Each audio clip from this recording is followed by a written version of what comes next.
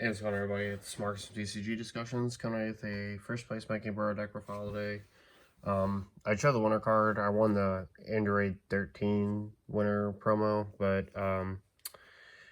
yeah, I didn't end up keeping it because my buddy, who I play in the finals, he's playing the new Android deck, and I was like, "Hey, do you need this?" He's like, "Yeah," and I was like, "I'll trade it to you." So I traded it to him. But sorry, it's been such a long time since I've brought some Dragon Ball content. I've been heavily into One Piece, so for the last month and a half, I've been trying to study the game and catch up into that so that I can be competitive.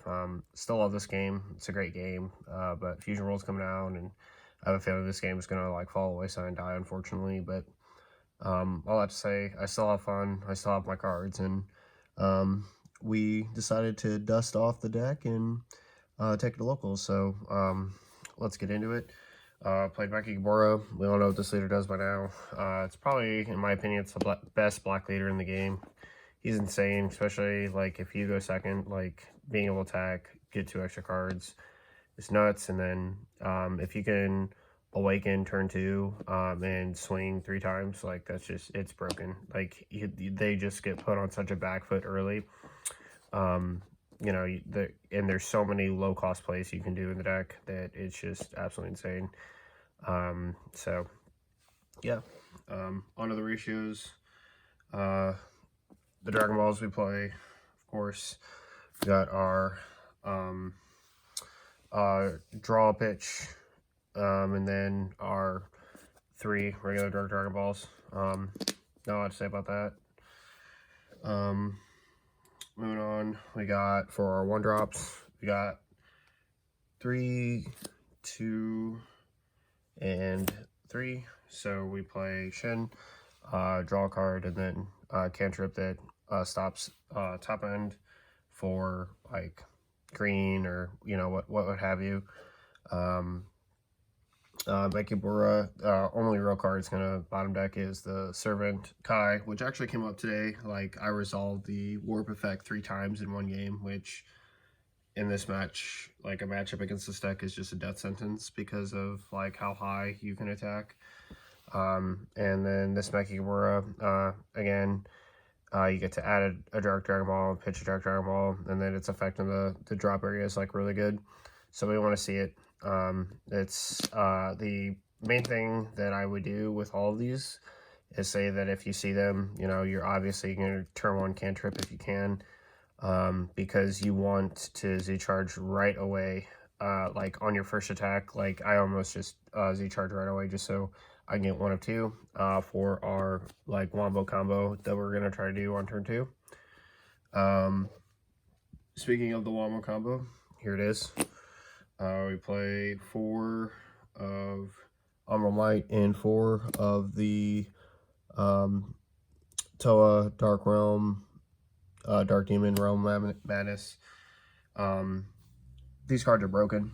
They're still like super strong, and it's stupid having 6 attacks on your second turn. Like period. Like I don't care what deck you are, you're pretty much folding to that unless like you're, yellow and can float out. Like even then, it's still asking a lot because basically, like I said, you're getting 3 leader swings, you're drawing 3 cards, you get to draw a 4th card off this, you're going to get to warp a card, swing 20 crit, and you can just either take a whole bunch of cards out of your hand or a whole bunch of life from your opponent, and then and you see so much of your deck, if you draw your SCR and they take a whole bunch of life early, they've just auto-lost. So this combo is just super insane.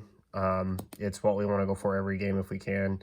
Turn 3 is generally when I'll play it, but I played a game today where I had it on turn 2 and I swung like 7 times in 1 turn. So, yep. And on 2 energy, your opponent's not really doing anything with that. For the Demon Realm race cards, we play 4 Salsa on play. Your opponent warps a card, draws a card, and then you warp a card out of their battle. You're on swing the draw card. Super good. If you activate this though, like these become dead, so they're like auto combo Z-charge targets. Next to good old boy, the Shroom, Violent Majin Assault. Comes in for 1 energy, And then when he attacks, you warp a 7 or less, and if you warp a card, you draw a card. I believe that's what it is. Yeah, additionally, if your opponent has 2 or more cards in the warp, you'll draw a card, which they will. You'll either get that off of like these, or the warp by the drop effect, or this effect is an auto one of those. And the way that auto resolves is if the card that you warp on the board is the card that's number 2, you'll still draw. So he's pretty high.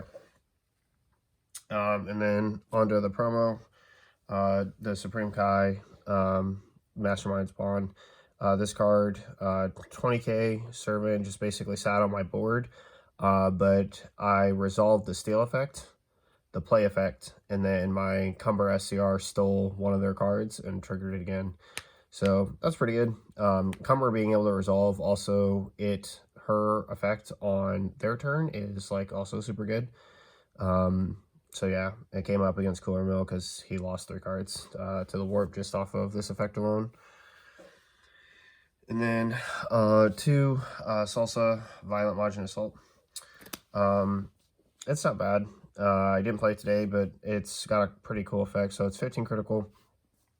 Has a permanent, if this card would leave your battle area, remove from the game instead. When this card is played, your opponent sends 1 card from the hand of the warp, and then they draw a card, and then activate main. If your leader's a Mechikabura only card and you have 2 or more energy, you can play the card from your hand to drop. So you can pitch her early off of the Dark Dragon Balls and then recur later if you need her for an attack. It's not bad. Onto our top end, we play 2 of this A drop and 3 of this one. I didn't even actually need to play these cards today, which is actually insane to think about. But they're both really, really strong. This one, Deflect Double Strike, we all kind of know what this does, but if your opponent has 4 more cards in their warp, when this card switches, all of your opponent's battle cards, send them to their own as warps. Then choose 2 of your opponent's battle cards with energy cost 10 or less and different names, negate their skills for the game, and play them in your battle area. And then you can't play non-black cards for the turn. And then for 4, you can play this card from your hand. However, with the Mechikabura that we had earlier, you can play it for 2. And then this guy, also insane, Deflect Dual Attack. If your opponent has 4 more cards in their warp, this card's play, choose one of your opponent's battle cards, ignore it, bury, and send it to its owner's warp. And then your opponent sends 1 card from their hand of the warp. So it hits 2 cards and hits a card ignoring barrier, and then activate main for 2. If your leader has a black Mechikabura only card and you have 4 or more energy, play this card from your hand and then choose it from one of your opponent's battle cards to negate skills for the game and take control of it, and then switch this card to active mode. This card came up in oddly the red Pilaf matchup, which red Pilaf is like actually kind of good. It's like a neat little fun deck that actually poses quite a lot of problems. But this negate effect, like to negate a skill and then get rid of the card, is just take the card, is actually just kind of insane. Next, super combos, we play 4 Vegeta. Yeah, not a lot to say. He's pretty good. Yep, he's super strong. And then we got the Black Spice, 1-in-1 of the Vegeta and the Goku. Not a lot to say about this card. This card actually was one of the reasons I ended up winning one of my games, because I couldn't attack because of the new red floodgate. And then I just warped the guy, one of the guys, and he didn't have enough attackers, so ended up winning. And Beyond Limits is good to search the card. And because you warp your 7 Dragon Balls like pretty early in the game for the hyper aggression, like these cards become live insanely fast. Next, for negates, we play 2 Support of Dark Empire. MVP won me the final game. 3 Darkness Judgment. This card's counterattack and then basically sends a beam for black, which I mean, it's absurd that Mechikabura has this. 2 Super Kamehameha, and then 3 Power Burst. Excuse me. Power Burst is insane because you'll get to 5 very quickly, so it'll be live. It'll allow you to take life, and it's going to be one of those things where if your super combos are kind of like not accessible, this is one of the cards that can get you there, along with support, get you to 5, and then you're golden. You're there. And then obviously you have 8 cantrips that you can add, and if you take a life, it's a +1, which is nice to your hand. And then last 2, Petrification. You're playing black, you have to play Petrification. And then last card is Kamura SCR. I do have the Mechikabura SCR, but this card is just way too impactful for me.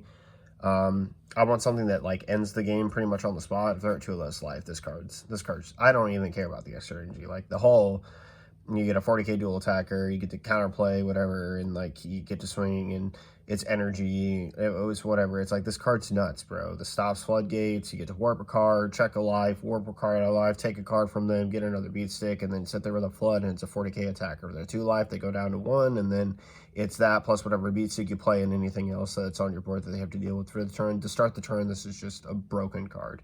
So the whole nonsense about like, oh yeah, we've gotta pretty much play, you know, the new Mechikabura card. It's just definitely the best. I mean, it's definitely good, no doubt, but I still think that this card is just like far more impactful. Demon Roy tokens, it is what they are. It is gotta represent out here. Then for our Z deck, play the Mechikabura leader. It's pretty good. Won me my round 1 against Cooler Mill. Basically, the fact that I was a 20k body is just like was super important. But you can Z-Awaken if your life is at 3 or less, and then your Awaken leader. And then auto discard 1 from here with discard attacks, draw 2. So it's a +1 on that end and filter, which is pretty nice. Also helps feel our drop for other effects, whether it be like Overwhelm or the gosh, I can't think of it, like the Power Burst. Yeah, there it is. And then activate main, place card from your hand at the bottom of the deck, choose up to 1 of your Mechikabura across the cost of 8 and 30,000 power, switch to active mode, then play up to 1 battle card with energy cost of 5 or less from with skills negated for the game from your opponent's warp in your battle area. That's just super strong, could help end the game, gives you basically 2 attacks, which is pretty nice. Onto one of the MVPs, Boo, not allowed to say, steal a card, become with a blocker. Become a blocker and or a 25k beat stick, which is basically what I did. I basically watched him play a card, was like, oh, that's cute. I'm gonna sack this Z energy, and then I'm gonna sack another one just to take your card and then swing 25. Thanks. This card, Goku, not too bad. Didn't play it, could have played it, but didn't. Would have been relevant if I needed to help push for the end of the game, which this deck does not have any problem closing games, especially because of this card. You see this card, the game's getting closed, so you don't generally worry about it that much. And then we play the first Kamehameha. It's okay. Didn't really need to play it or use it. This card I did use, and it was actually really pivotal in the Cooler Mill matchup. It took me from 5 to 4, and it nets me 2 cards. On top of that, I was allowed to turn it sideways with super combos and just basically pressure life. And I know that sounds like absolutely terrible that you're turning this card sideways, but I don't know. Like, because I play One Piece, like my aggro is like completely different now, and the way that I play this game is completely different. So I'm not like reserving super combos back for like mass advantage to like cycle through what my opponent's doing, unless like I know like it's going to be massive and I have to like hold them. Now I now understand pressure a lot better, and this is one of the cards that just absolutely offset the game completely for Cooler Mill. It was like one of my, what was it, on turn 3 I think I swung at him 7 times. Like, so this is one of my 7 attacks at 15 to his lead. So yeah, I just put a lot of pressure. And then the last one's going to be Toa. Toa's pretty good. She's fantastic when it comes to you know, just being able to facilitate your chain for 1 energy instead of having to pay 2 for the card that swaps. And it's one of like the efficient plays that we do. It's also why we auto Z charge right away, so that we can get access to this card early. It's a card that I honestly kind of want to bump to, probably cut the Goku, because like you really do not need the Goku at all. I mean, like, you have so much removal. It can't help close the game on the double strike, but it's just very rare that like your opponent's gonna like be in a position where this card is like the card that like broke the camel's back, so to speak. So yeah, that pretty much does it for our Z deck. And then moving on to the side, we play 2 Bardock. It's definitely necessary now. That new Android deck is absurdly strong. And then 2 Dabura, that's for green, just to hard check the Go Bros and anything else that would commit a lot of hand destruction. 3 Great Sky, brought this in against Cooler Mill. I don't know if I shut him out of a turn per se, but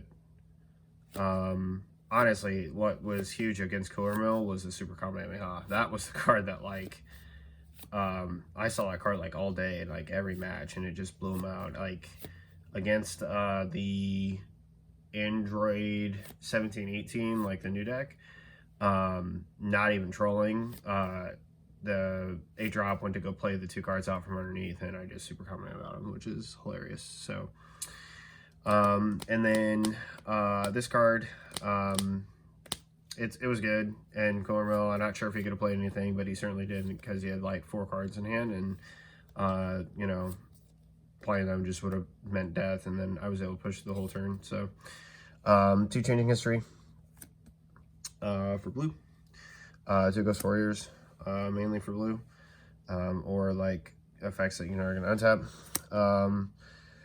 This card's probably going to change because Golden Frieza is banned. I had this in here for Golden Frieza, but I don't need it in there anymore. So, and there's not a lot of decks that have unisons that like really challenge me. Probably up like my Demuras off that, like just put that to 4, and then 2 Petrification. Yeah, it's a pretty solid side, honestly. You can pretty much address anything that you want to address with the side deck, really. But yeah, that pretty much does it for my Dark Mechikabura deck profile, guys. Let me know what you guys think about it down below. Still love this game. It's a fun game. It's really great. I will not be at Nats this year because 1, it's out there. It's way out there, and number 2, I'm not trying to just basically go out there for this game right now.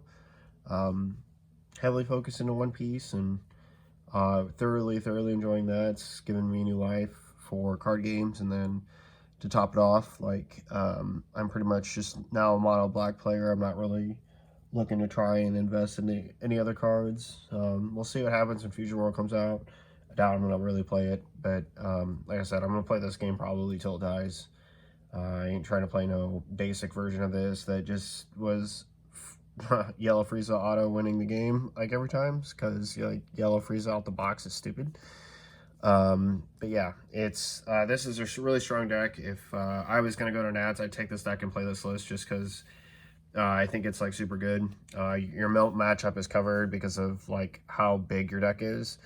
And then furthermore, the aggression that this deck puts out can just put people in bad positions like immediately, and you get like mass advantage for doing so. Like drawing 3 cards and getting 3 swings on your second turn is just freaking absolutely nuts. Like I just don't even know what they were thinking with that effect. Like, but hey, it is what it is, man. So